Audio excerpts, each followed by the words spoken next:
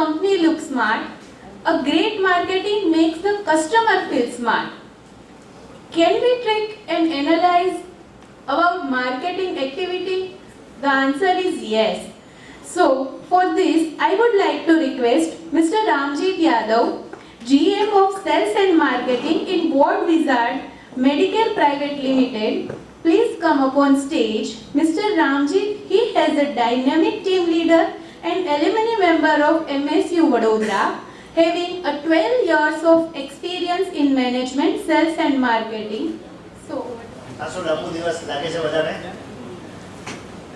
બધાને જરૂર છે થોડુંક એનર્જીની એટલે કસમ ખાવી પડશે લાગે છે આજે કેમ કે આટલા બધા માર્કેટિંગવાળા જોડે ભેગા થયા હોય તો એ બહુ મોટી વસ્તુ છે અને હું તો માર્કેટિંગમાં છું લાસ્ટ 15 યર્સથી હેલ્થકેર માર્કેટિંગમાં છું બિફોર ડેટ 5 યર્સ બીજી ઇન્ડસ્ટ્રીમાં હતો તો આ વસ્તુ જોઈને જેટલી ખુશી થાય છે કેમ કે ઇટ્સ અ વિઝન જે રીતે અખિલ સરે જે વિઝન લીધું હતું એ વિઝન હવે સક્સેસફુલ કેવી રીતે થઈ રહ્યું છે એ અમને દેખાય છે તો જસ્ટ એક નાનું આપણે એક્ટિવિટી કરીએ થોડુંક જાગવા માટે આપણે સ્કૂલમાં જેવી રીતે શરૂઆત કરતા હતા આપણને પ્રેયર કરવી પડતી હતી એક કસમ ખાવી પડતી હતી બધા લોકો જસ્ટ હાથે આગળ લઈને થોડું પ્લીઝ કસમ તો ખાવી પડશે ભાઈ પછી અહીંયાથી જઈને ભૂલી જાઓ અને ટર્ન કરી લો અને જસ્ટ પોતાને કોઈ શાબાશી આપી દો આટલા ટાઈમ સુધી આપણે બેસ્યા છે અહીંયા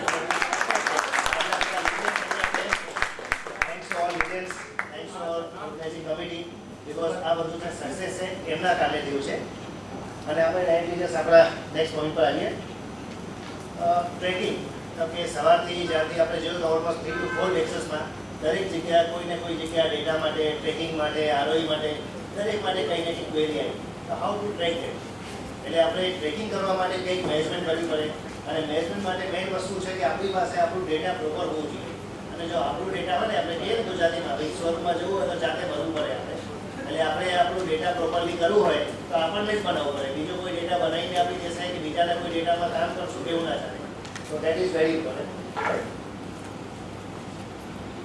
these are the contents definition almost માર્કેટિંગની આપણે બધાએ જોઈ લીધું છે કંઈને રિપીટ કરવાનું કોઈ નહીં હું ડાયરેક્ટ રોલ અને એનું જે આગળનું પ્લાનિંગ છે એનો પર આવીશ સી આમાં પણ ઘણા બધા પોઈન્ટ્સ આપણે ડિસ્કસ થયા છે ઇનસાઇડ સેલ્સ એટલે ઇન્ટરનલી આપણી પાસે જે ટીમ હોય એ સીઆરએમ ડિપાર્ટમેન્ટ હોય કે આપણા ઇન્ટરનલ રિસેપ્શન ડિપાર્ટમેન્ટ હોય કે આપણે કોઈ કોમ્યુનિકેશન ડિપાર્ટમેન્ટ હોય એ બધા આપણા ઇનસાઇડ સેલ્સ હોય છે એ બધા પર સેમ વેલ્યુ આપે છે આપણા દરેક સેલ્સ પેટર્નમાં સેકન્ડ છે ફિલ્ડ સેલ્સ સૌથી વધારે આપણે આ કહેવાય ને કે સેલ્સવાળા બધું ગ્રુપ में जाके आगे टीम में आगे मतलब बहुत सारे घણા બધા વસ્તુ આવી મોટિવેશન સેલ્સવાળા પાસે but it's a really tough job but enjoyable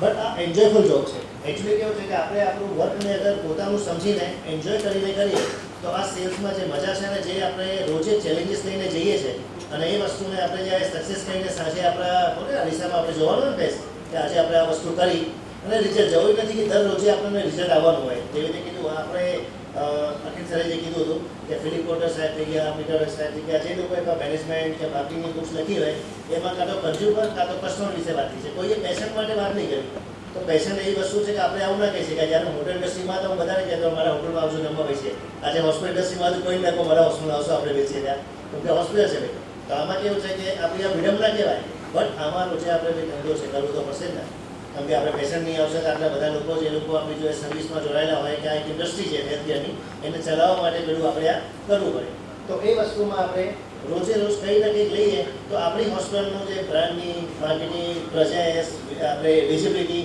કંઈક પણ આપણે જે કરશું આખા દિવસમાં 8-10 વિઝિટ કરીને એ પણ આપણા માટે આરઓઆઈ છે જે લોંગ ટર્મમાં આપણને રિવોર્ડ મળતું હોય છે જોયું નથી કે દર રોજે પેશનના નંબર કે રેવન્યુના ટર્મ્સમાં આવે એના પછી બીડી એ આખું બિઝનેસ ડેવલપમેન્ટ ડિપાર્ટમેન્ટ જે આખી ટીમ હોય છે એ લોકો આખું વર્કિંગ કરતા હોય છે કે આપણી પાસે ટીમ આપણને ખ્યાલ જ છે વસ્તુ એન્ડ એકાઉન્ટ મેનેજમેન્ટ એટલે કી એકાઉન્ટ મેનેજમેન્ટ આજના ટાઈમમાં તમે લોકો જોશો આપણે સિંગલ સ્પેશિયાલિટી કે આપણે કોઈ સિંગલ ડૉક્ટર છે આપણા સમજો આપણી પાસે ટર્સરી કેર કે મલ્ટી સ્પેશિયાલિટી હોસ્પિટલ છે તો એમાં કોઈ આપણા એવા કી ઓપનિંગ લીડર ડૉક્ટર્સ હોય છે કાં તો આપણી પાસે એવી સ્પેશિયાલિટી હોય છે કે જેના કારણે આપણી હોસ્પિટલને બહુ વધારે જાણવામાં આવતું હોય તો એના માટે આપણે કી એકાઉન્ટ મેનેજમેન્ટ રાખવું જરૂરી છે કે જેનાથી આપણને એ ફિલ્ડમાં કે એ સ્પેશિયાલિટીમાં બિઝનેસ કેવી રીતનું થયેલું છે, ગ્રોથમાં છે કે ડાઉનમાં છે કે માર્કેટના સિનારીઓના હિસાબથી કેવી રીતનું થઈ રહ્યું છે એ આપણે સેમ ટાઈમે ઓબ્ઝર્વ કરીએ છીએ. પછી એવું નહીં કે આખો વર્ષ નીકળી ગયો અને પછી આપણને ખબર પડી કે આપણું તો સિસ્ટમ એકદમ ડાઉન હતું.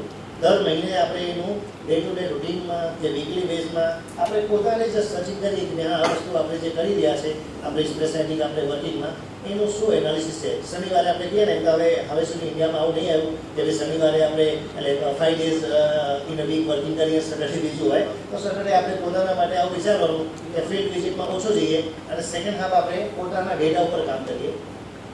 એનું નેક્સ્ટ ઓપ્શન છે સેલ્સ ઓપરેશન્સ. એ આપણે જાતે જ કરવાનું છે. આપણી ટીમમાં કોઈને કોઈ આપણું કોર્પોરેટ કોમ્યુનિકેશન વાળું હોય કે આપણી ટીમમાં કોઈ બેક ઓફિસવાળા હોય એની પાસે બેસીને જે લોકો તમને દરેક માર્કેટિંગવાળા એક્સેલમાં કે પેલું શું કહેવાય લેપટોપ કે કોમ્પ્યુટર્સમાં બહુ વધારે સારા હોય એવું જરૂરી નથી. દરેકની અલગ અલગ સ્કિલ હોય છે. તો જેની પાસે જેટલી સ્કિલ હોય, સ્કિલ ના હોય તો આપણે આપણા ટીમ જોડે એ સપોર્ટ લઈ શકાય. અને આપણા જે સેલ્સ ઓપરેશન્સવાળા લોકો હોય એમને એટલા લેવલ સુધી આપણે ટ્રેન કરીએ કે આપણા માટે ડેટા પ્રોપરલી મેનેજ કરી શકતા હોય તો જે આપણા માટે હંમેશા રેડી રહેશે. એન્ડ લાસ્ટ છે કસ્ટમર સપોર્ટ. જે મેં કીધું પહેલાં કે CRM. આપણા કોઈ પણ કસ્ટમરે હેલ્થ ચેકઅપમાં આવ્યા હોય, OPDમાં આવ્યા હોય કે કોઈ પણ રીતે આપણી હોસ્પિટલની સર્વિસ લીધી હોય તો એમને ફીડબેક જવું જોઈએ. એ આપણે જેવી રીતે સર હમણાં જ કીધું કે આપણે કોઈ API સિસ્ટમ કે ટૂલને યુઝ કરીએ કે આપણે ટેલિફોનથી યુઝ કરીએ કે કોઈ પ્રકારનું હોય એ સિસ્ટમથી એમને ફીડબેક આવો. અગર એમને એ ડેલી નહીં પર વીકલી કે મંથલી કોઈ પર આપણા તરફથી એક ટેક્સ્ટ મેસેજ જતું હોય કે કંઈ ને કંઈ આવું બિલ થતું હોય જે આપણી હોસ્પિટલની સર્વિસનું એમને અવેરનેસ આપતું હોય તો એમને મગજમાં રહેશે કે આવું કંઈક છે તો આપણે આ જગ્યામાં જઈ શકાય. જેવી રીતે TKR માટે આપણે જોઈશું તો ગુજરાતમાં ઘણી બધી આવી હોસ્પિટલ છે કે જેમને બધાને ખબર છે કે TKR કરવું હોય તો આ જગ્યામાં જોઈએ. કોઈને ટ્રાન્સપ્લાન્ટ હોય બધા ખબર કે મુંબઈમાં આનું હબ છે કે ચેન્નઈમાં હબ છે. તો એ લોકોએ પોતાને પ્રોસેસિંગ સર્વિસના હિસાબે આવી રીતે કર્યું છે. તો એ બધી વસ્તુ અમને આમાંથી મળતી હોય છે. નેક્સ્ટ આપણે પ્રોસેસ.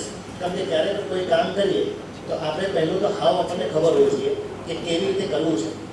આપણને આપણું હાવ ખબર પડી ગયું તો એના પછી આપણે પ્રોસેસ ઇઝી થઈ જાય. સૌથી પહેલાં છે આપણું સ્માર્ટ ગોલ. અને સ્માર્ટ ગોલ આપણને ખબર હોય કે આ રીતે આપણે ગોલને સેટ કરીને આપણને આપણું રેવન્યુ ટાર્ગેટ કે આપણું જે પણ એવરી ક્વાર્ટરલી આપણે જે રેવન્યુ લાવવાનું હોય કે પેશન્ટનું જે આપણી પાસે નંબર્સમાં આપણને ટાર્ગેટ સેટ કરેલું હોય ટીમના જોડે તો એ વસ્તુ આપણે સ્માર્ટ ગોલ તરીકે યુટિલાઇઝ કરીને આપણે આગળ વધી શકીએ. તો સૌથી પહેલાં આપણે હંમેશા માર્કેટિંગવાળાને જે ટાર્ગેટથી આપણે ઘણા બધા બોલીએ કે ટાર્ગેટ આપ્યું તો આ નહીં થાય તે નહીં થાય. ટાર્ગેટ ઓરિએન્ટેડ હોવું બહુ જરૂરી છે. અગર આપણે પોતાનું આપણને આપણા CEO સાહેબ કે આપણી મેનેજમેન્ટ કે બીજા આપણે ટાર્ગેટ આપે એના પહેલાં પોતાને આપણે ટાર્ગેટ લઈ લેવું જોઈએ કે અમને તો ખબર છે કે લાસ્ટ મંથમાં આ હતું તો આ વસ્તુ મને આ કરવાનું છે. અગર આપણે એ વસ્તુ લઈ ચાલશું ગોલ્સના તો આપણું કામ 100% થવાનું છે. એના પછી આપણે છે સ્ટ્રક્ચર.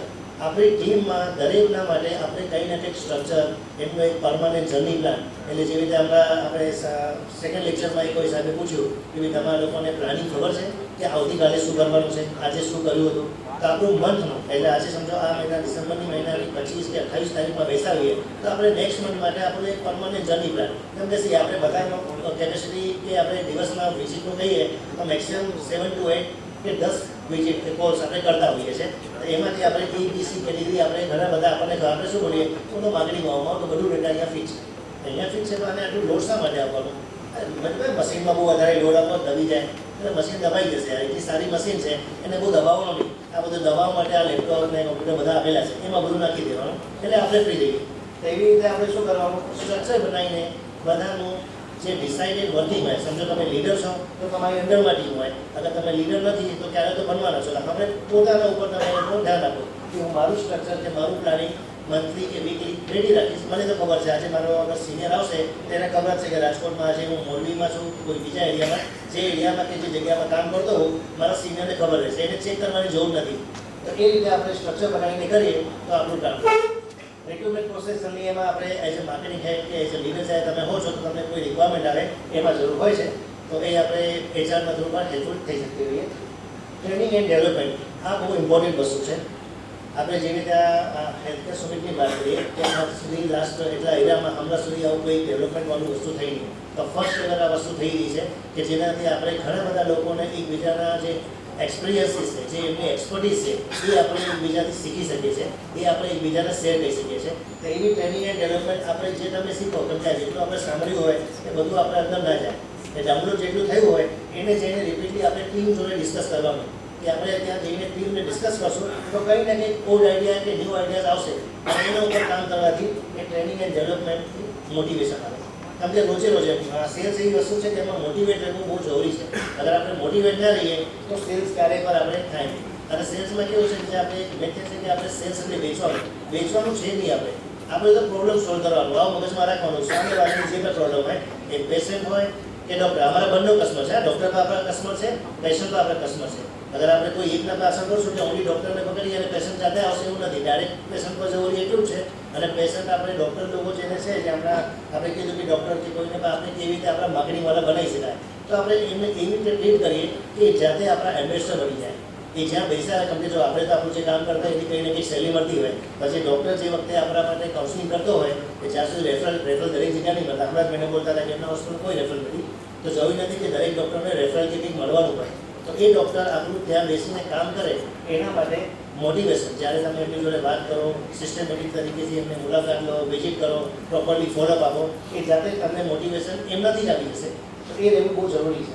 અને ઇવેલ્યુએશન જે કીધું કે છેવટે આપણે દરેક વસ્તુ ટ્રેકિંગ ઉપર આવતી હોય છે. પોતાનું ઇવેલ્યુએશન કરો, પોતાની ટીમનું કરો, આખું જે આપણે વર્કિંગ કરીએ જેટલા પણ ડૉક્ટર્સને મળે એનું ઉપર એક એક્સલ બનાવવાનું. જે એમાં રિમાર્ક્સ લખેલું હોય એ રિમાર્ક્સથી આપણને શું ખબર પડી.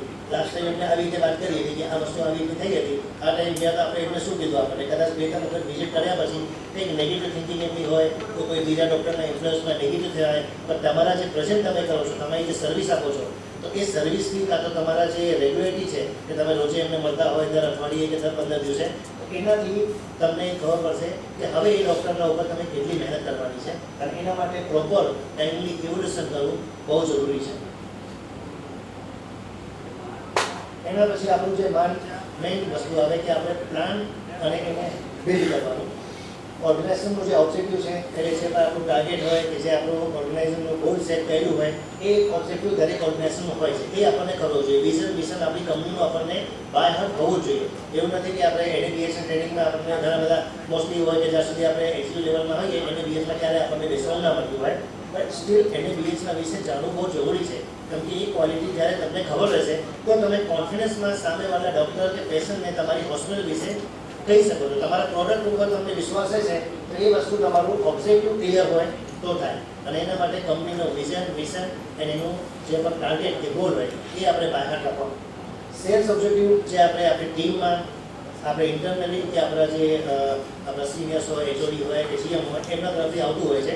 એ મોસ્ટ ઓફ ટાઈમ એવું છે કે જલ્દી અપર મેનેજમેન્ટમાં એ બધું સ્ટડી બનતી હોય છે અને મિડલ મેનેજમેન્ટ એને આગળ માર્કેટિંગમાં કે કોઈ પણ રીતે શું કહેવાય આપણે પ્લાન કરતી હોય છે. તો આપણી પાસે જે પણ આપણું ઓબ્જેક્ટિવ આવે મંથલી બેઝ કે વીકલી બેઝ ઉપર એ ટાર્ગેટને એચીવ કરવાનું, કાં તો એના હિસાબે જે આપણું કામનું પ્લાનિંગ કર્યું હોય, સમજો 150 ડૉક્ટર્સ કે 180 ડૉક્ટર્સનું આપણે પ્લાનિંગ કર્યું હોય કે દર રોજે આપણે 1 ડૉક્ટરના હિસાબથી અગર મળતા હોઈએ અને 15 દિવસે એને આપણે ટ્વાઇસલી કરીએ તો મેક્સિમમ 140 ડૉક્ટર્સને આપણે વિઝિટ કરતા હોઈએ.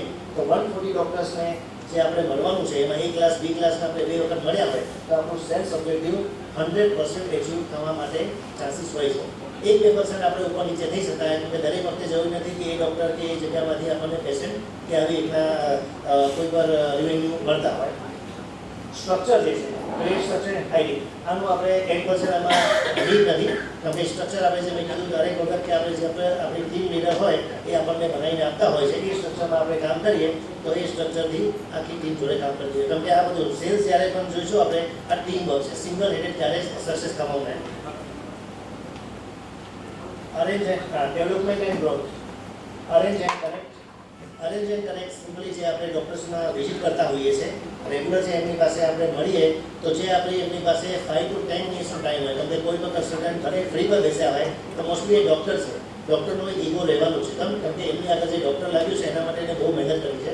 તો ડૉક્ટર બન્યા પછી જે એમનું છે એ કનેક્ટ કરવું આપણે કેવી રીતે કરવાનું એ આપણે જોવાનું છે.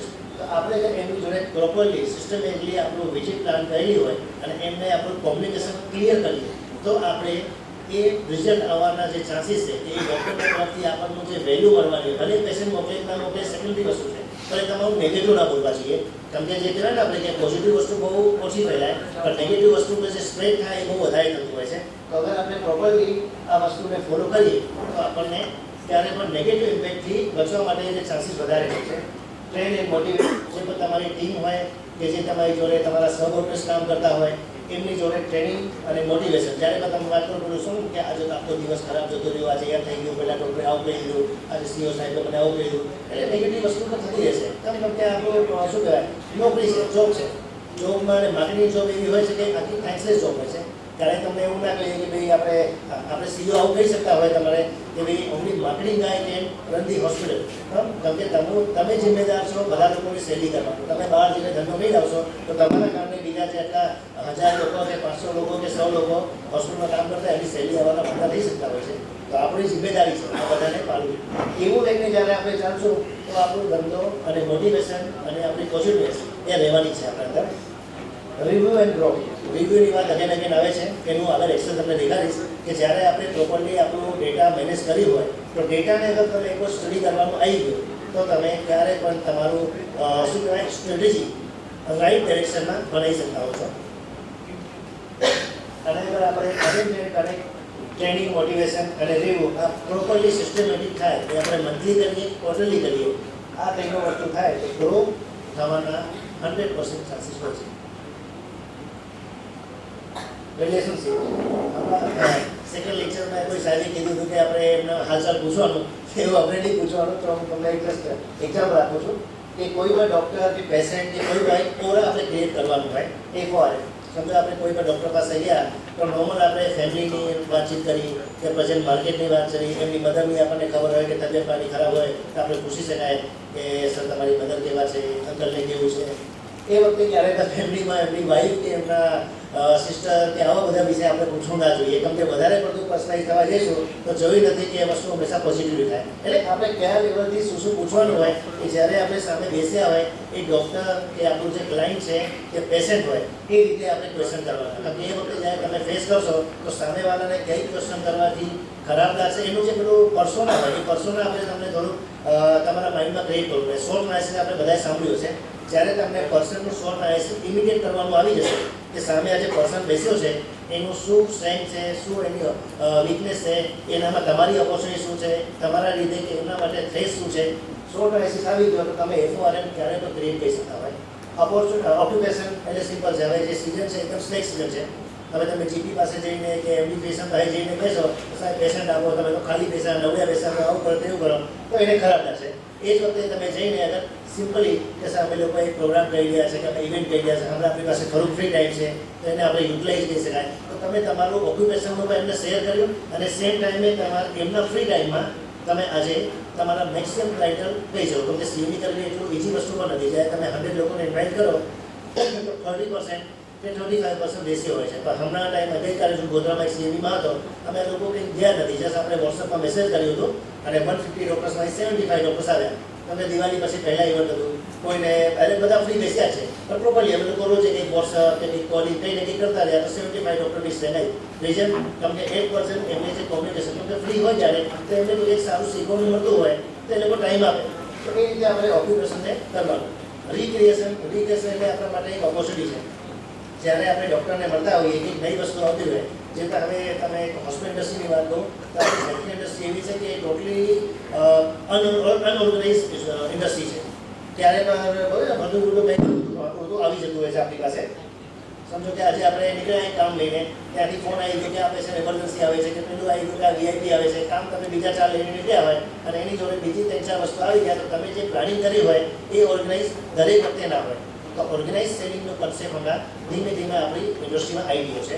તમે જોશો કે હવે ઘણા બધા ડૉક્ટર્સ જે છે એ લોકો બધા ગ્રુપ પ્રેક્ટિસમાં આવી ગયા છે. ઘણી બધી કોર્પોરેટ હોસ્પિટલ આવી છે કે જે લોકો નાના મોટા ડૉક્ટર્સને પોતાની જોડે પાર્ટનર બનાવીને કાં તો એમને એમ્બેસેડર બનાવીને વર્કિંગ કરી રહ્યા છે. તો આ બધું ઓર્ગેનાઇઝ છે. જેવી રીતે જીઓ છે, તમારી બિલ્ડિંગ બનતા પહેલાં જીઓની આખી પાઇપલાઇન ત્યાં જતી હોય છે.